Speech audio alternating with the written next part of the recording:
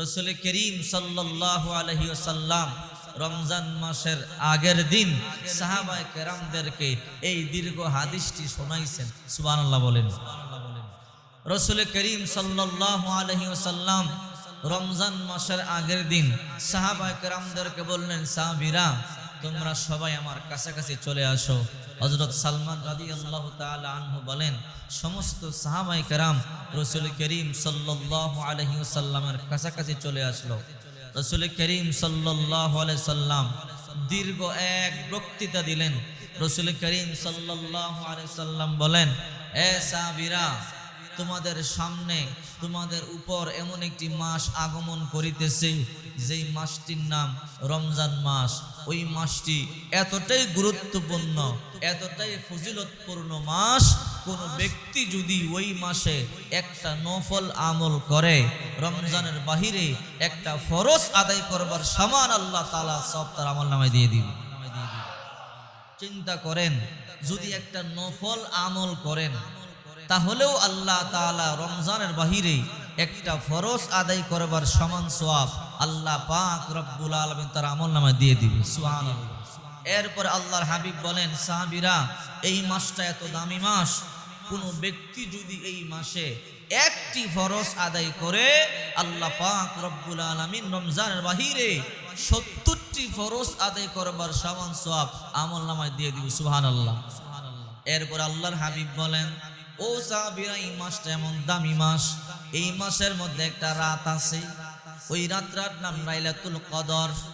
রে সাহাবীরা, ওই লাইলাতুল কদরের রাত্রিটা আল্লাহর দরবারে এত দামি রাত, ওই রাত্রিটা আল্লাহ তাআলা এই মাসের মধ্যে দিয়েছেন। রমজান মাসের শেষ দশকের বেজর রাত্রিতে লাইলাতুল কদর। আল্লাহর হাবিব বলেন, সাহাবীরা, এই রাত্রিটা এমন দামি রাত, লাইলাতুল কদরি খায়রুম মিন আলফি শাহর। এই এক রাত্রিতে যদি কোনো বান্দা বান্দি ইবাদত বندگی করতে পারে, আল্লাহ তাআলা হাজারো মাস ইবাদত করার চাইতে বেশি সওয়াব আমলনামায় দিয়ে দিবে। অর্থাৎ এই লাইলাতুল কদর মাস রাত্রিটাও এই মাসে কোনো ব্যক্তি যদি এই লাইলাতুল কদরের রাত্রিতে ইবাদত বندگی করে, 83 বছর প্লাস ইবাদত বندگی করবার সমান সওয়াব আল্লাহ পাক রব্বুল আলামিন তার আমলনামায় দিয়ে দিবে। সুবহানাল্লাহ বলেন। এরপর আল্লাহর হাবিব বলেন, ও সাহাবীরা, এই মাসে ইবাদত বندگی বেশি বেশি করবা। এর মধ্যে একটা ইবাদত হলো তোমরা মানুষদেরকে ইফতার করাইবা। যদি তোমরা কোনো রোজাদারকে ইফতার করাও, রাসূল করিম সাল্লাল্লাহু আলাইহি ওয়াসাল্লাম বলেন, যদি তোমরা কোন রোজাদারকে ইফতার করাও, আল্লাহ পাক রব্বুল আলামিন তোমার গুনাহগুলোকে maaf করে দিবে। আল্লাহ তাআলা তোমার নামটা জান্নাতের খাতার মধ্যে লিখে দিবে। সুবহানাল্লাহ বলেন। এবং যেই রোজাদারকে তোমরা ইফতার করাইলা, ওই রোজাদারের সমান সওয়াব আল্লাহ তোমার আমলনামায় দিয়ে দিবে। কিন্তু ওই রোজাদারের রোজার সওয়াব কমতি হবে না। যাকে আপনি ইফতার করাইলেন, আপনার কবুল রোজার সওয়াব আল্লাহ আপনার আমলনামায় দিবে। আপনি রোজা রেখেছেন, আপনার রোজা কবুল হয়েছে কিনা সেই গ্যারান্টি নাই। কিন্তু আপনি যে এক গরিব মিসকিনকে, একজন পথিককে আপনি ইফতার করাইলেন, আল্লাহ তাআলা কবুল রোজার সওয়াব আপনার আমলনামায় দিয়ে দিবে। সুবহানাল্লাহ। সাহাবায়ে কেরাম জিজ্ঞাসা করলো, ইয়া রাসূলুল্লাহ, আমাদের মধ্যে তো এমন তৌফিক নাই যে আমরা মানুষকে পেট ভরে ইফতার করাইব, সবার তো সেই তৌফিক নাই। ওগো নবীজি, সবার এই তৌফিক নাই যে আমরা পেট ভরে ইফতার করাইব। রাসূল করিম সাল্লাল্লাহু আলাইহি ওয়াসাল্লাম বলেন, পেট ভরাইয়া ইফতার করাইবার দরকার নাই। যদি তুমি একটা খুরমা, খেজুর, এক ডুব পানি অথবা একটু দুধ দিয়েও ইফতার করাও, তারপর আল্লাহ তাআলা কবুল রোজার সওয়াব আমলনামায় দিয়ে দিবে। আল্লাহ রাসূল এই দীর্ঘ হাদিস বললেন। এরপরে বললেন, তোমরা তোমাদের গোলামদের কাজ হালকা করে দিবে। যদি তোমরা তোমাদের গেটের দারোয়ান, গাড়ির ড্রাইভার, তোমার ক্ষেতের মজদুর, তোমার ঘরের কাজের বুয়া, এদের বোঝা, এদের কাজ হালকা করে দাও, আল্লাহ পাক রব্বুল আলামিন আপনার জাহান্নামের বোঝা আল্লাহ হালকা করে দিবে। সুবহানাল্লাহ বলেন। এই দীর্ঘ হাদিস বলার পরে আল্লাহ রসুল এই হাদিসের শেষ অংশে বললেন, আর তোমরা 4টা আমল বেশি বেশি করবা। কয়টা আমল? রমজান মাসে 4টা আমল বেশি বেশি করবেন। যদি এই 4টা আমল বেশি বেশি করতে পারেন, আল্লাহর কাছে আপনি যদি দোয়া করেন, দোয়া কবুল হবে। যা চাবেন আল্লাহ আপনার চাওয়া পূর্ণ করবে, আপনার মনের আশা পূর্ণ করবে। জাহান্নাম থেকে নাম কেটে দিবে, জান্নাতে আপনার নাম লিখে দিবে। সুবহানাল্লাহ বলেন। এই জন্য আল্লাহর হাবিব এই দীর্ঘ হাদিসের শেষ অংশে বললেন, তোমরা 4 আমল বেশি বেশি করবা। কয় আমল? 1 নাম্বার আমল হলো বেশি বেশি লা ইলাহা ইল্লাল্লাহর জিকির করবা। বেশি বেশি লা ইলাহা ইল্লাল্লাহ, লা ইলাহা ইল্লাল্লাহ, লা ইলাহা ইল্লাল্লাহ, লা ইলাহা ইল্লাল্লাহ, সুবহানাল্লাহ সুবহানাল্লাহ, আলহামদুলিল্লাহ আলহামদুলিল্লাহ, আল্লাহু আকবার আল্লাহু আকবার। এই জিকিরগুলো বেশি বেশি করবেন। আল্লাহর হাবিব বলেন, কোন ব্যক্তি যদি মাত্র দৈনিক 100 বার লা ইলাহা ইল্লাল্লাহর জিকির করে, মাত্র 100 বার, কঠিন মুসিবতের দিনে সূর্য মাতার কাছাকাছি চলে আসবে, মাটি তামা হয়ে যাবে। ওই দিন কেউ কারো পরিচয় দিবে না। কোন বান্দা বান্দি যদি মাত্র দৈনিক 100 বার লা ইলাহা ইল্লাল্লাহর জিকির করে, কিয়ামতের ময়দানে ওই মুসিবতের দিনও ওই বান্দা বান্দি হাসতে হাসতে আল্লাহর তৈরি জান্নাতে চলে যাবে। তাদের চেহারা পূর্ণিমার চাঁদের মতো উজ্জ্বল থাকবে, তারা হাসতে থাকবে, টেনশন নাই, ভয় নাই, চিন্তা নাই। এই জন্য আমি আপনাদেরকে বলবো, প্রতিদিন বেশি বেশি করে রমজান মাসে লা ইলাহা ইল্লাল্লাহর জিকির করবেন। বিশেষ করে প্রত্যেকের ঘরে রমজান মাসে যারা পারেন কোরআন তেলাওয়াত করবেন, কোরআনুল কারীমের খতম করবেন। যদি কোরআনের একটা খতম করতে পারেন, আল্লাহ পাক রব্বুল আলামিন 70টা কোরআনের খতমের সওয়াব আমলনামায় দিয়ে দিবে। সুবহানাল্লাহ বলেন। আর যদি কোরআন খতম করতে না পারেন, তাহলে মা বোনদেরকে বলবো, এবং যারা মুরব্বীরা আছেন অনেকে কোরআন তেলাওয়াত করতে পারেন না, আপনাদেরকে বলবো কম পক্ষে 1.25 লক্ষ বার কালিমা শরীফের খতম করবেন। লা ইলাহা ইল্লাল্লাহ, লা ইলাহা ইল্লাল্লাহ। মাঝে মধ্যে মুহাম্মাদুর রাসূলুল্লাহ সাল্লাল্লাহু আলাইহি ওয়াসাল্লাম পুরা পড়বেন। আর লা ইলাহা ইল্লাল্লাহ, লা ইলাহা ইল্লাল্লাহ, লা ইলাহা ইল্লাল্লাহ মুহাম্মাদুর রাসূলুল্লাহ, লা ইলাহা ইল্লাল্লাহ মুহাম্মাদুর রাসূলুল্লাহ, লা ইলাহা ইল্লাল্লাহ মুহাম্মাদুর রাসূলুল্লাহ 1.25 লক্ষ বার এই খতমটা করতে পারবেন তো ইনশাআল্লাহ? 27 রমজানের আগে এই খতমটা করবেন ইনশাআল্লাহ। এই খতম করার পরে আপনি আল্লাহর কাছে দোয়া চাইলে আল্লাহ ফিরাবেন না, আল্লাহ আপনার দোয়া অবশ্যই কবুল করবে। পারবো না ইনশাআল্লাহ? এই জন্য আল্লাহর হাবিব বললেন হাদিসের শেষে, 4টা আমল রমজান মাসে বেশি বেশি করবা। 1 নম্বরে বেশি বেশি জিকির করবা। 2 নম্বরে বেশি বেশি ইস্তিগফারের আমল করবা, ইস্তিগফার পাঠ করবা। আস্তাগফিরুল্লাহাল্লাযী লা ইলাহা ইল্লা হুয়াল হাইয়ুল কাইয়্যুম ওয়া আতুবু ইলাইহি লা হাওলা ওয়ালা কুওয়াতা ইল্লা বিল্লাহিল আলিয়্যিল আযীম। আস্তাগফিরুল্লাহাল্লাযী লা ইলাহা ইল্লা হুয়াল হাইয়ুল কাইয়্যুম ওয়া আতুবু ইলাইহি লা হাওলা ওয়ালা কুওয়াতা ইল্লা বিল্লাহিল আলিয়্যিল আযীম। এই 2টা আমল করবেন। 1 নম্বরে বেশি বেশি লা ইলাহা ইল্লাল্লাহর জিকির করবেন। 2 নম্বর ইস্তিগফারের আমল বেশি বেশি করবেন। আল্লাহর রাসূল বলেন, মান লাজিমাল ইস্তিগফার জালাল্লাহু লাহু মিন কুল্লি দিকিন মাখরাজা। কোন ব্যক্তি যদি ইস্তিগফারের আমল করে, আল্লাহ তাআলা সমস্ত বিপদ আপদ থেকে আল্লাহ তাআলা তাকে হেফাজত করে। এরপরে ওয়ারযুকুহু মিন হাইতু লা ইয়াহতাসিব। ইস্তিগফার যে পাঠ করে কল্পনাও করতে পারবে না এমন জায়গা থেকে আল্লাহ তাআলা তাকে রিজিকের ব্যবস্থা করে দিবে। সুবহানাল্লাহ বলেন। 3 নম্বরে ওমিন কুল্লি হাম্মিন ফারজা।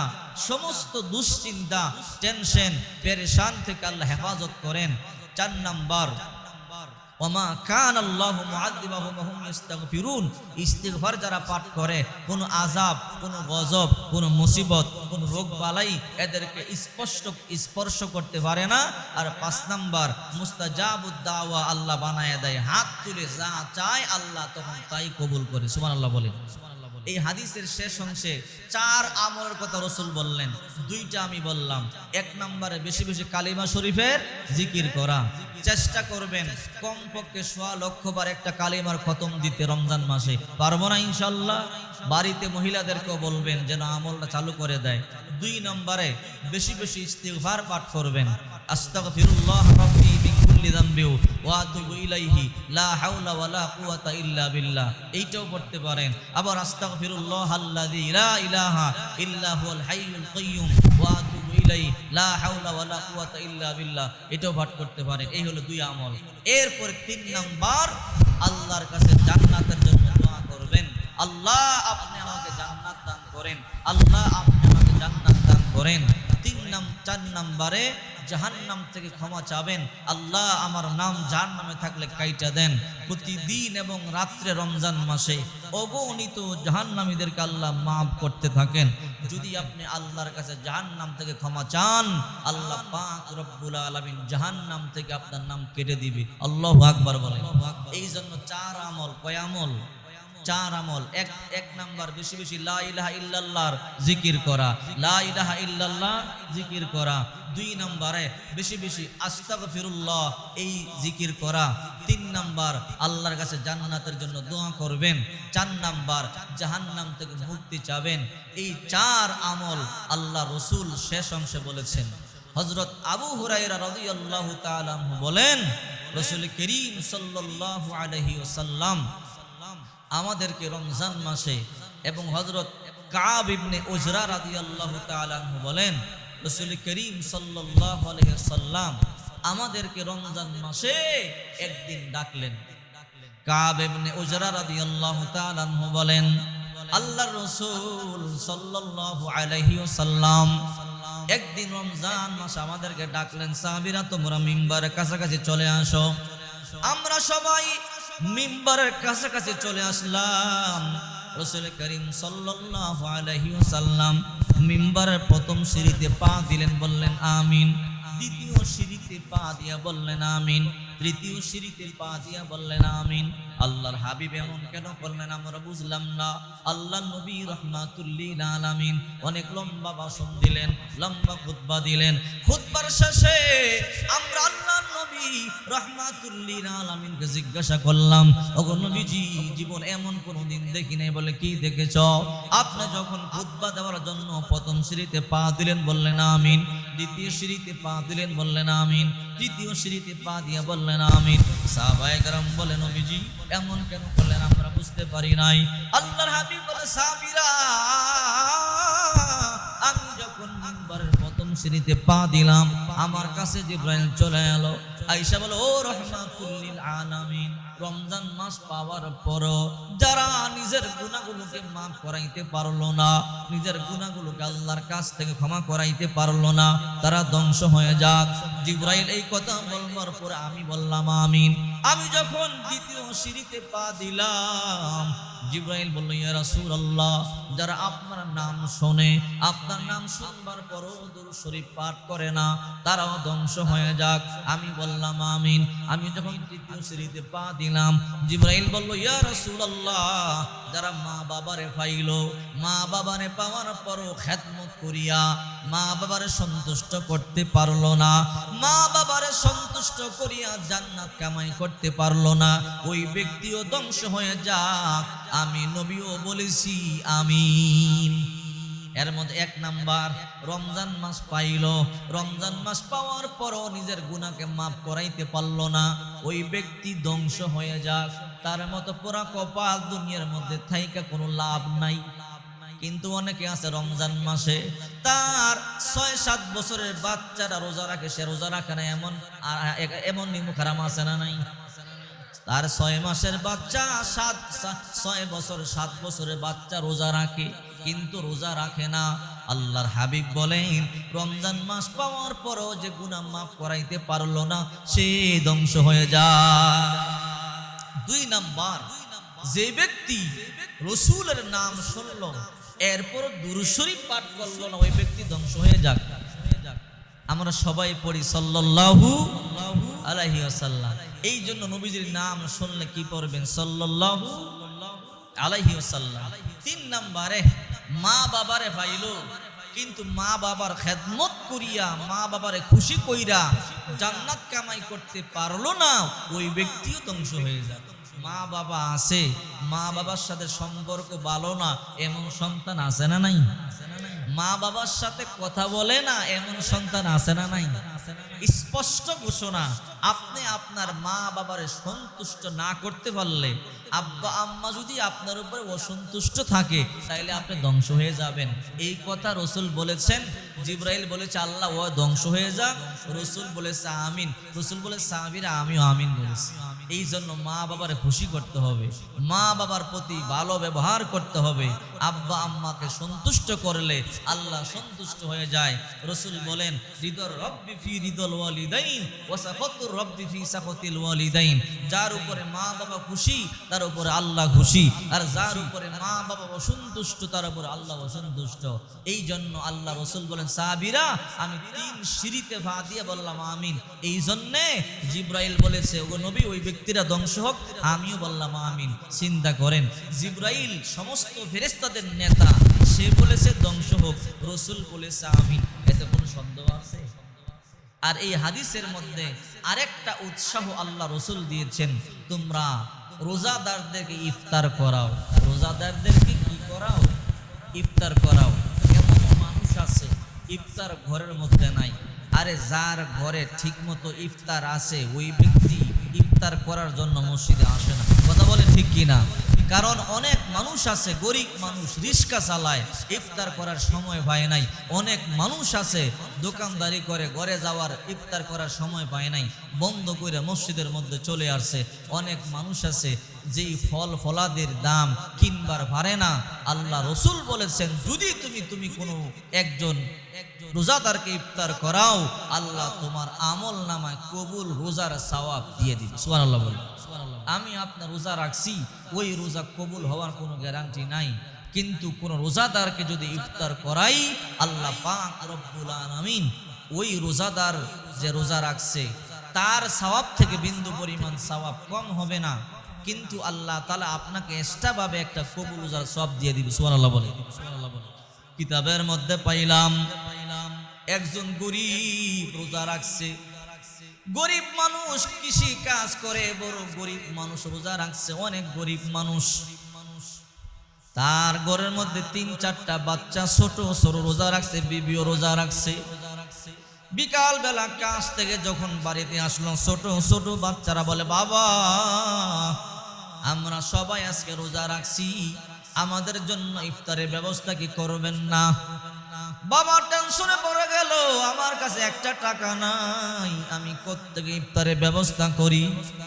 ওই কৃষক মানুষ চিন্তা করতেছে, ছোট ছোট বাচ্চারা, নাবালক বাচ্চারা রোজা রাখছে, ইফতার করাইবার মতো টাকা আমার কাছে নাই, পয়সা আমার কাছে নাই। কিন্তু বাচ্চারা বলে বাবা আমাদের জন্য ইফতারের ব্যবস্থা করেন, বড় কষ্ট করিয়া রোজা রাখছি, আমাদের জন্য ইফতারের ব্যবস্থা করেন।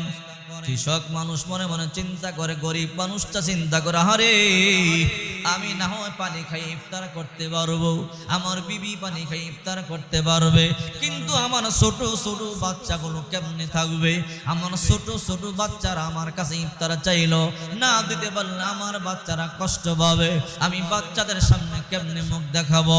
ওই গরিব লোকটা আল্লাহর বান্দা হাঁটি হাঁটি পা পা করে মনে মনে চিন্তা করে একজন ধনীর বাড়িতে যাব, ওই ধনী ভাইয়ের কাছ থেকে কিছু টাকা আমি ধার নিব, পরে কাজ করিয়ে টাকাগুলো আমি পরিশোধ করে দিব। ওই আল্লাহর বান্দা হাঁটি হাঁটি পা পা করে একজন ধনী মুসলমানের বাড়িতে গেল। বাড়িতে গেলে বলে ভাই আমার ছোট ছোট 3-4টা বাচ্চা রোজা রাখছে, আমার বিবিও রোজা রাখছে, আমিও রোজা রাখছি, রে ভাই আমি পানি পান করি ইফতার করতে পারবো, আমার কোনো সমস্যা নাই, আমার ছোট ছোট বাচ্চারা ইফতার করবার জন্য আমার কাছে টাকা নাই, পয়সা নাই। ও আমার বাচ্চারা আমাকে বলল, বাবা ইফতারের ব্যবস্থা করেন। ও ভাই, কিছু টাকা তুমি আমারে দাও, পরে তোমার টাকাগুলো দিয়া দিব। ওই ধনী লোকটা টাকা দিয়া বাইর করিয়া দিল, না না, তোমার টাকা দেওয়া হবে না, কারণ তুমি কোন দিন না কোন দিন দেওয়ার কোনো গ্যারান্টি নাই, কারণ তুমি অনেক গরিব মানুষ, এমনি নিজেই চলতে পারো না, আবার আমি টাকা দিলে কবে না কবে দাও তার কোনো গ্যারান্টি নাই। ওই ধনী মানুষটা ধাক্কা দিয়া বাইর করে দিল। ওই গরিব লোকটা চোখের পানি সারিয়া সারিয়া কান্না করে বলে, আল্লাহ, আমার গরিব বানাইছো, এই জন্য সন্তানদেরকে ইফতার পর্যন্ত করবার টাকা নাই। আমার ছোট ছোট বাচ্চারা রোজা রাখছে, তাদেরকে যদি আমি ইফতার করাইতে না পারি, আমার সন্তানগুলো চোখের পানি সারিয়া কান্না করবে, আমি বাবা হইয়া কেমন সহ্য করব। ওই গরিব লোকটা নদীর পাড়ে দিয়া চোখের পানি সারিয়া সারিয়া হাঁটতেছে আর কান্না করতেছে, আল্লাহ, আমি কেমনে আমার সন্তানদের ইফতার করাই, কিছুক্ষণ পরেই তো মাগরিবের আজান দিয়া দিবে, আল্লাহ তুমি ব্যবস্থা করিয়া দাও। ওই আল্লাহর বান্দা মনে মনে কাঁদে, আল্লাহ, গেছিলাম দুনিয়া একজন মুসলমানের বাড়িতে, আমার গলায় ধাক্কা দিয়া বাইর করিয়ে দিল, আল্লাহ, আমার কিছু টাকা দ্বারা দিলে তার কি ক্ষতি হইতো, আল্লাহ কেন আমার ধাক্কা দিয়া বাইর করিয়ে দিল। ওই আল্লাহর বান্দা নদীর পাড়ে দিয়া হাঁটে আর চোখের পানিগুলো সারিয়া কাঁদে। হঠাৎ করে একটা ইহুদির সাথে সাক্ষাৎ হয়ে গেল। ইহুদি বলে, কিরে মুসলমান ভাই, চোখের পানিগুলো সারিয়া কেন কান্না করো? বলে, আমার কান্নার কারণ তোমাকে বললে কি হবে? বলে, বলো না, দেখে তোমার জন্য কিছু করতে পারি নাকি? ওই গরিব মুসলমান আল্লাহর বান্দা বলে, তোমাকে বললে কোনো ফায়দা হবে না। বলে, বলিয়া দেখো কোনো ফায়দা হয় কিনা। কয়, না না, তোমারে বললে ফায়দা হবে না। রে মুসলমান ভাই, বলো তোমার উপকার করতে পারে কিনা দেখি। বলে, দেখো আমি গরিব মানুষ, ছোট ছোট বাচ্চা রোজা রাখছে, আমার বিবিও রোজা রাখছে, আমিও রোজা রাখছি। রে ভাই, আমি যখন কাজ সারিয়ে বাড়িতে গেলাম, আমার সন্তানগুলো আমার ধরল, বাবা আমরা রোজা রাখছি, ইফতার করবার ব্যবস্থা করেন। আমি বললাম, তোরা টেনশন করবি না, আমি তোদের জন্য ইফতারের ব্যবস্থা করব। আমি এক ধনীর বাড়িতে গেলাম, ও আল্লাহর বান্দা কিছু টাকা আমারে দাঁড় দাও, আমার সন্তানদেরকে নিয়ে আমি ইফতার করব। ওই আল্লাহর বান্দা আমার গলা ধাক্কা দিয়ে আমারে বের করিয়ে দিল। রে ইহুদি ভাই, আমার মুসলমান ভাই হইয়া আমারে সাহায্য করলো না, তুমি ইহুদি হইয়া কি সাহায্য করবা? ইহুদি বলে, রে আল্লাহর বান্দা, রে মুসলমান, তুমি টেনশন করবা না, কান্না করবা না। পকেট থেকে কিছু টাকা বাইর করিয়া দিয়া বলে, যাও যাও, এই টাকা আমার আর দেওয়া লাগবে না, তুমি তোমার সন্তানদেরকে নিয়ে ইফতার করো। আল্লাহু আকবার বলেন। একজন ইহুদি হইয়া মুসলমানকে সাহায্য করলো। ওই আল্লাহর বান্দা এই টাকা নিয়ে বাজারে গেল, বাজার থেকে ইফতারকে নিয়ে সন্তানদেরকে নিয়ে ইফতার করলো। সন্তানদেরকে নিয়ে দোয়া করে, আল্লাহ, মুসলমান ভাইয়ের কাছে গেছিলাম, মুসলমান ভাই গলা ধাক্কা দিয়ে বাইর করিয়া দিল। একজন ইহুদি আমার ইফতারের ব্যবস্থা করলো। আল্লাহ, ওই ইহুদিকে তুমি হেদায়েত দিয়া দাও। সুবহানাল্লাহ বলেন। আল্লাহ, তুমি তার নাম জান্নাতের খাতার মধ্যে লিখা নাও। হাদিস শরীফের মধ্যে আসছে, ইফতার সামনে নিয়ে আল্লাহর দরবার হাত তুলে দোয়া করলে আল্লাহ তাআলা ওই দোয়া কোনোদিন ফিরায়া দেয় না। এবার ইফতার করলো, দোয়া করলো, রাত্রিবেলা সবাই ঘুমায়া গেল। ওই যে ধনী মুসলমান টাকা দিল না ইফতার করার জন্য, ওই ধনী মুসলমানটা স্বপ্ন দেখে কিয়ামতের মাঠ কায়েম হয়ে গেছে, বিশাল ভয়ঙ্কর কিয়ামতের মাঠ কায়েম হয়ে গেছে। মানুষগুলো ছোটাছুটি করতেছে, সূর্য মাথার কাছাকাছি চলে আসছে, মাথার আধা হাত কাছে সূর্য চলে আসছে, মাটি তামা হয়ে গেছে, মাথার বাটি ফাটিয়া মগজগুলো বায়া বায়া পড়তেছে, মাটি তামা হয়ে গেছে, পালাইবার মতো কোনো জায়গা নাই, চতুর্দিকে আগুন, চতুর্দিকে আগুন, কই যাবে পালাবার মতো কোনো জায়গা নাই। ওই আল্লাহর বান্দা টেনশন করে কই পালাবো হঠাৎ করে দৌড়াইয়া সামনে গেল। সামনে গিয়ে দেখে একটা বিশাল বড় বালাখানা দেখা যায়, সুন্দর বিল্ডিং দেখা যায়। এই বিল্ডিং এর সামনে দারোয়ান দেখা যায়। ও দারোয়ান ভাই, গোটা হাসরের মাঠটা ভয়ঙ্কর অবস্থা, দাঁড়াইবার মতো কোনো জায়গা নাই, মাথার কাছাকাছি সূর্য চলে আসছে। এই বিল্ডিংটার ভিতরে আমার একটু ডুববার মতো জায়গা দিয়া দাও। কয় না এই বিল্ডিং এর মালিক তো তুমি না, তোমাকে জায়গা দেওয়া হবে না। কয় এই বিল্ডিং এর মালিক কে? বলে ওই যে ওই গরিব লোকটাকে ইফতার করাইবার জন্য টাকা দাও নাই, যেই ব্যক্তি গরিব লোকটাকে ইফতার করাইবার জন্য টাকা দিছে, আল্লাহ তাআলা তার নামে বিল্ডিংটা লিখে দিছে। আল্লাহু আকবার। ওই আল্লাহর বান্দা ঘুম থেকে জাগলেন, জায়গা দৌড়াইয়া আবার গরিব লোকটার বাড়িতে আসলেন। রে আল্লাহর বান্দা, গতকাল তুমি আমার বাড়িতে গেছিলে ইফতার করাইবার টাকার জন্য, আমি তোমার টাকা দিতে পারি নাই, আমার ভুল হয়ে গেছে, অন্যায় হয়ে গেছে। এখন তুমি কত টাকা চাও? আমার কাছ থেকে নাও। কয় না এখন আমি তোমার কাছ থেকে টাকা নিব না। তোমার কে টাকা দিয়েছে, সাহায্য করেছো বলো?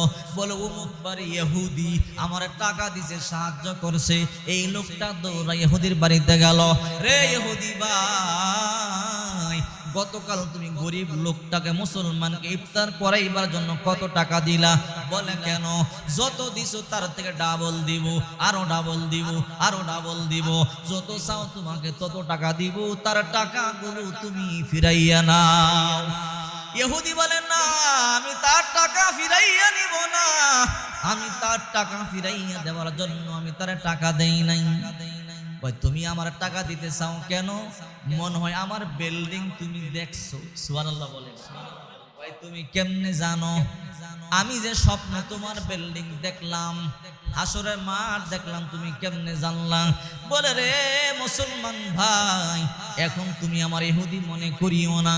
আমি গতকাল যখন মুসলমান ভাইকে ইফতার করাইবার জন্য টাকা দিলাম, রাত্রেবেলা যখন আমি ঘুমাইলাম, ঘুমের ঘরে দেখি রহমাতুল লিল আলামিন আমার কাছে চলে আইছে। আল্লাহু আকবার বলে। আল্লাহর নবী আমার বলে, রে ইহুদি, আমার এক গরিব উম্মতের পরিবারের জন্য ইফতারের ব্যবস্থা করলি, আয় আয় কালিমা পড়, মুসলমান হো। আমি নবী ওয়াদা দিলাম, আল্লাহ তাআলা তোর জন্য জান্নাতের মধ্যে একটা বালাখানা বরাদ্দ করে দিয়েছে। রে ধনী মুসলমান শোনো, গতকাল রাত্রে আল্লাহ নবীর হাতে আমি হাত দিয়া মুসলমান হয়েছি। আল্লাহু আকবার। এই জন্য কার কখন মরণ হয় কেউ বলতে পারে না। কথা বলেন ঠিক কিনা? সবকিছুর মালিক কে? হইতে পারে আমার আপনার জীবনের শেষ রোজা। এইটা কথা বলেন ঠিক কিনা? গত বছর অনেকেই রমজান মাসে রোজা রাখবার জন্য নিয়ত করছে, এই বছর দুনিয়াতে আর নাই, মারা গেছে, আছে না নাই? অথচ এমন হতে পারে আপনার আমার জিন্দগির শেষ রোজা, আপনার আমার জিন্দগিতে আর সামনে রোজা পাবো না। কারণ মরণ কখন কার হয় কেউ কি বলতে পারেনি। আমার মরণ আসিবে কখন কেউ তো জানে না। জানেনি? জোরে বলেন। আমার মরণ আসিবে কখন কেউ তো জানে না। আমি চলে গেলে তোমরা আমায় ভইলা যাইও না, আমি চলে গেলে তোমরা আমায় ভইলা যাইও না। আমার মরণ আসিবে কখন কেউ তো জানে না, আমার মরণ আসিবে কখন কেউ তো জানে না। এই দুনিয়া চিরজীবন থাকার জায়গা না, অন্ধকার কবর যে আমার আসল ঠিকানা। কথা বলে ঠিক কিনা? এই দুনিয়া চিরজীবন থাকার জায়গা না, অন্ধকার কবর যে আমার আসল ঠিকানা। আমায় রেখে সবাই চলে যাবে, সঙ্গী হবে না, আমায় রেখে সবাই চলে যাবে, সঙ্গী হবে না। আমার মরণ আসিবে কখন কেউ তো জানে না, আমার মরণ আসিবে কখন কেউ তো জানে না। এই জন্য বলি রাসূল করিম সাল্লাল্লাহু আলাইহি ওয়াসাল্লাম এই দীর্ঘ হাদিসের মধ্যে বলেন, রে উম্মতেরা বেশি বেশি রমজান মাসে দান করো, বেশি বেশি সদকা করো, বেশি বেশি অপর মুসলমান ভাইকে ইফতার করাও। আল্লাহ তাআলা তোমার আমলনামায় কবুল রোজার সওয়াব দিয়ে দিবে। ইফতারের দরকার আছে না নাই? শুধু নিজে ইফতার করলে হবে? সাহাবায়ে কেরাম খেজুর নিয়ে রাস্তা দাঁড়ায় থাকতেন, সাহাবীরা আসতো খেজুর দিয়ে দিতেন হাতের মধ্যে, 2টা 4টা 5টা করে।